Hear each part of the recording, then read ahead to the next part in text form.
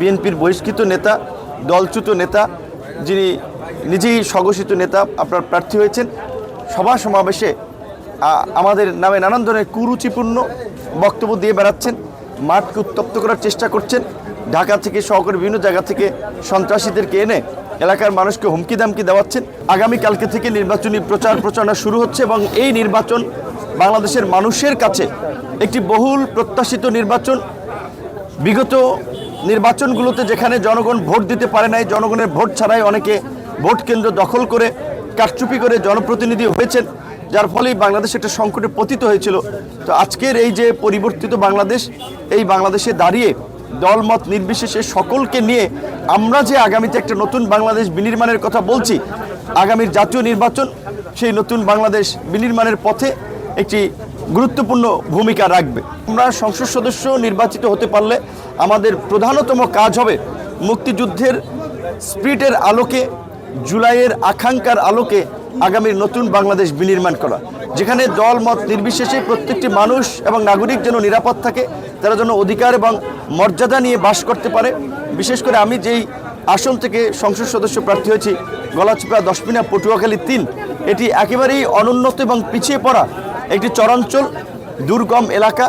এখানকার রাস্তাঘাটগুলোর বেহাল দশা, কাজেই মানুষের চলাচলের জন্য এখানকার রাস্তাঘাটগুলো করা, অবকাঠামো উন্নয়ন করা আমার একটি প্রধান দায়িত্ব।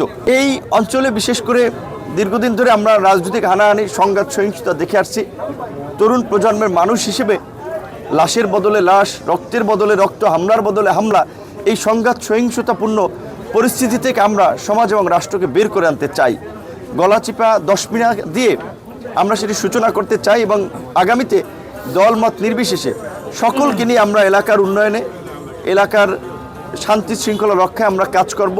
এখানে কোনো রাজনৈতিক হানাহানি, সংঘাত, সহিংসতা, বিভেদ বিদ্বেষ যেন না থাকে সেটি নিশ্চিত করাও আমার একটি প্রধানতম দায়িত্ব থাকবে। তো করে এলাকার শান্তি শৃঙ্খলা, একটা সামাজিক সম্প্রীতি এবং নতুন একটা পরিবেশ তৈরির মধ্য দিয়ে আমরা এই গলাচিপা দশমিনাকে আগামীতে বাংলাদেশে একটি রোল মডেলে পরিণত করব, যেই রোল মডেল দেখে পুরো বাংলাদেশ অনুসরণ করবে ইনশাল্লাহ। নির্বাচনে আমরা বিশেষ করে যারা জাতীয় পর্যায়ে নেতৃত্ব আছি, তারা তো নিরাপত্তা সংকটে আছি, নিরাপত্তার একটা থ্রেট আছে এবং আপনারা জানেন যে আমাদের অনেকের সাথে সরকার গানম্যান দিয়েছে। তো এটা স্থানীয় প্রশাসন, তারা এই নিরাপত্তাটি নিশ্চিত করবে। তবে আপনার বৈধ অবৈধ সকল অস্ত্রই নির্বাচনের সময় আপনার একেবারেই যারা খুব ঝুঁকিতে নয়, সে ঝুঁকিতে আছে, তাদের ব্যতীত অন্যদের এই অস্ত্রগুলো উদ্ধার করা প্রয়োজন।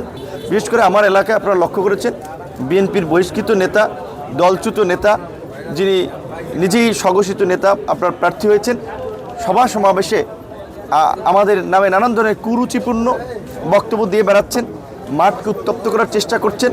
ঢাকা থেকে সহকারী বিভিন্ন জায়গা থেকে সন্ত্রাসীদেরকে এনে এলাকার মানুষকে হুমকি দামকি দেওয়াচ্ছেন। তো এদের মতলব হচ্ছে যে নির্বাচন বানচাল করা বা ঝামেলা করে পত্রপত্রিকায় নিউজের মাধ্যমে আলোচনায় থাকা। তাই আমি নির্বাচন কমিশন, স্থানীয় প্রশাসন, তাদেরকেও বিষয়টি আমলে নেওয়ার জন্য আহ্বান জানাবো এবং একই সাথে আমাদের, যেহেতু আমরা বিএনপির সাথে আমরা অ্যালায়েন্স করে নির্বাচন করছি, বিএনপির সকল নেতা কর্মীদেরকে বলবো, দল থেকে বহিষ্কৃত কোনো নেতা যেন দলের সেন্টিমেন্ট ব্যবহার করে বা দলীয় নেতাকর্মীদেরকে বিভ্রান্ত করে আগামীর এই জাতীয় নির্বাচন যেন প্রভাবিত করতে না পারে, নির্বাচন যেন নস্যাৎ করতে না পারে, এলাকার পরিস্থিতি যেন অস্থিতিশীল করতে না পারে, সেজন্য আপনারা কাজ করবেন এবং এই দলের আদর্শ বিরোধী দলচ্যুত নেতাকর্মীদেরকে সেটা আপনারা ব্যবস্থা নেবেন। এবং জনগণকে বলবো, আপনারা নির্ভয়ে নির্বিঘ্নে আমাদের সাথে থাকুন। ইনশাল্লাহ গলাচিপা দশমিনাকে আমরা আগামীতে একটি রোল মডেল জনপদে পরিণত করব।